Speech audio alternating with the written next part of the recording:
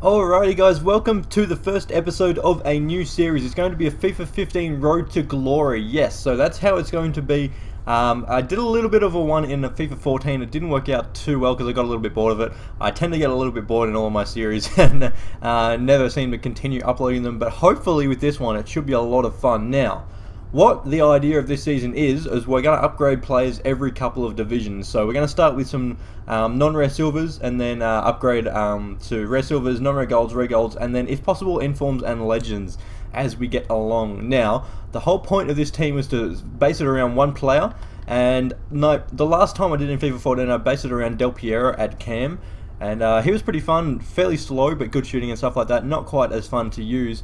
But I decided to try and make a bit of a legend in this one, a bit of a funny legend though. So we'll have a quick look at the squad right now, and the player we're going to be doing it is Nicklas Bendtner. Yes, Nicklas Bendtner, Lord Bendtner, the ex-Arsenal man, currently got the inform at Wolfsburg. So he's the striker that is going to stick around as a striker for the whole series.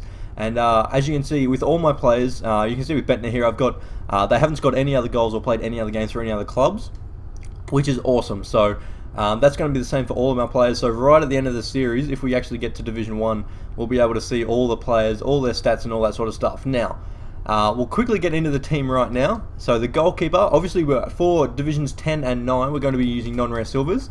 So for the first couple of divisions, this is a team we're going to be using. We're going to put Jorgensen here. Schultz is going to be the other centre back. I'll just put them all in now, and then I'll show you exactly who the players are now. Wirtz is going to be the now the right mid is actually a right wing. The right wing to right mid conversion card is seriously sitting at about 15k right now, but he's actually sitting on 7k anyway, so it doesn't really matter too much. But I'll quickly have a look at the team. So obviously up top we have Nicklas Bendtner. The two cams are Jorgensen, who actually has decent enough stats, only 2-star skills, but what can you do? And Albayek, only 2-star skills as well, but decent enough stats. Words again, only 2-star skills, but look at those defending and physical, not too bad for a non-rare silver. The left mid is going to be another, just so many Jorgensens in Denmark, it's ridiculous, but look at those stats. 3-star skills, 80 pace, 71 shooting, 72 dribbling, it's going to be a lot of fun.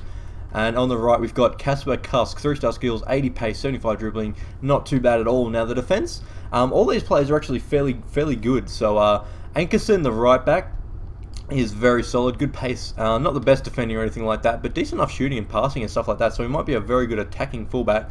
Now, the centre-backs aren't the quickest, Schultz and Jorgensen, but they got almost 70 for pace, so that's not too bad, and their defending and physical aren't too bad either.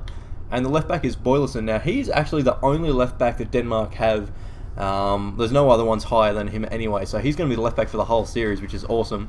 But he's a decent enough left-back, good pace, good defending, good physical and stuff like that. Now, the goalie is Larsen, well, for at least the non-rare silver goalie is going to be Larsen. There is someone with a little bit better speed, but his the diving and stuff like that's a little bit worse, so I decided to go with Larsen just to see how speed really affects things in this game. Now, what we're going to be doing is so Divisions 10 and 9 are going to be non-rare silvers. Division 8 and 7 are going to be rare silvers, so every couple of divisions we're going to upgrade. 6 and 5 will be non-rare golds.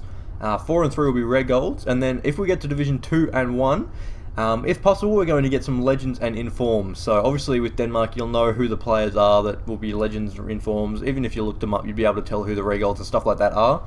But if there is no possible way to upgrade, they'll stay at whatever we are. So obviously there's no possible way to upgrade a left back, so Boyleson will be there for the whole series. And there's a couple. I think the right back, there's one more right back we can get a rare silver, and then after him there's no more upgrades after that. So hopefully this should be a lot of fun. I'm going to do probably 3 games per episode, just to see how it goes. It's not going to be all live. I'm just going to be playing and commentating over it pretty much. I just want to do this live little bit at the start just to show you the team and give a bit of an explanation about the series. So I'll be commentating in a sec, so we'll get in this first game and see how we do. Alrighty guys, so here was the first opponent that we came up against. It's pretty much a starter squad. Unfortunately for him, he had a couple more golds than normal. I'm pretty sure it's Lustig he had at the right back there, the Celtic Swedish guy. He actually was a decent enough player, but it's a little bit tough when you're playing with a few bronzes and silvers and not a lot of chemistry, although he did manage to actually take the lead in this one. So Josue put it through with a beautiful backheel 1-2, got the ball back and smashed it past our keeper. Had no chance of actually getting on the end of it. But we did actually create a lot of chances in this game. There's a lot of chances all around. Bendtner with the first shot that actually gets saved by the keeper there does go out for a corner. and then we will exactly see what's coming up from this corner.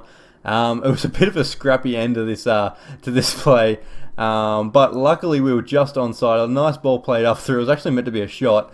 Luckily we were played onside by the centre back, and we actually managed to tuck it under the keeper and make it 1-1. And then we had a chance here with Bendtner running straight through the defenders. Probably the chemistry is screwing up a little bit, but it was a beautiful save by the keeper there. I could do absolutely nothing about that. And then it was his chance to attack again. He was actually a really decent player. He probably would have beat me if he had a full chemistry team or a decent enough team. But it was a beautiful headed goal over our keeper. Could do absolutely nothing about it. But that is where we started to turn the tide. So Bendtner here playing the ball through to Boyleson, and the freaking left back with the right foot tucks it away, the finesse shot into the far post to make it 2-2. Not too bad. And then a beautiful shot there from distance hits the post. The finesse shot, I was hoping to go top right. It didn't quite get there, unfortunately. And then we've got Bendtner again turning provider, playing it through to Jorgensen, who actually just manages to get it under the keeper. A little bit of a scrappy goal, but we do manage to take the lead there. And then it is Bendtner this time getting onto it himself. The over-the-top through ball, very OP. It always screws up. I hate that feeling when the through ball comes through against you and your player, because it automatically switches to them, they do that little bit of a stop, and that automatically just stops them. And they jolt for a bit, and the attacker goes straight through. Luckily for us, it worked out well in that time, and Bendtner finished it off. And then Bendtner tried the cheeky little chip over the keeper. It hit the crossbar, but did fall down to the attacker, and we did make it 5-2, and that is how it ended. And that is the ratings. As you can see, that Bendtner getting man of the match. Had a couple of goals, I'm pretty sure, in that one. He actually played very, very well. And this is the second opponent. Luckily for us, it's in Div 10, obviously, so he does have a lot of goals, this one, but I don't get why people would buy gold players. Like, when you get a starter pack, you only get like 1 or 2 golds or whatever, maybe 3.